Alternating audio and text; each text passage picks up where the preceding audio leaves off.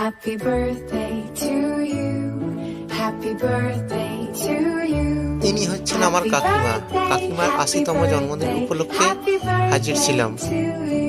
সুন্দর কেক কেটে কাকিমা ৮০তম জন্মদিন পালন করলেন। কাকিমাকে মেমেন্টো ফুলের তোড়া দিয়ে সবাই সংবর্ধিত করলেন। হ্যাপি বার্থডে কাকিমা। Happy birthday to you. Happy birthday, happy birthday, happy birthday to you. এই হচ্ছে আমার কাকিমা। কাকিমার ৮০তম জন্মদিনে আমরা তো এসেছি।